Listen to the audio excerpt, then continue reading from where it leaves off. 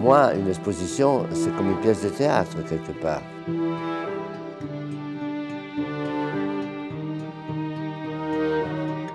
Et donc, il fallait mettre dans l'espace la scénographie, la scène, qu'il fallait pour retrouver l'esprit du XVIIe siècle, l'esprit de la cour de Louis XIV.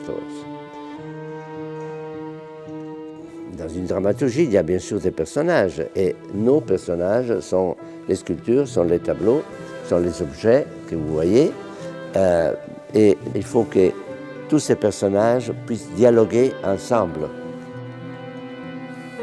Et donc, il faut leur donner un ordre, une cohérence, des raisons justement dramaturgiques. Voilà ce qui est à la base de notre travail ici.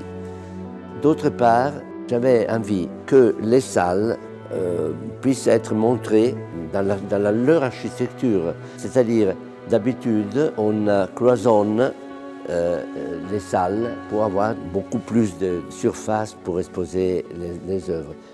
Pour moi, cette fois, était important de jouer l'espace, jouer la royauté du lieu et travailler dans l'espace tel qu'il est, mais en même temps changer complètement l'esthétique, retravailler les balambries, faire tisser un tissu qui pouvait nous aider à faire ressortir la beauté des tableaux et des tapisseries. Voilà, donc alors créer une atmosphère, créer une ambiance. Et je crois que la chose qui m'a convaincu que c'était le bon chemin, c'est qu'au fur et à mesure, on avait l'impression, en faisant le montage de l'exposition, de se trouver à Versailles, dans le palais même, et pas dans des faux lieux d'une exposition. Voilà.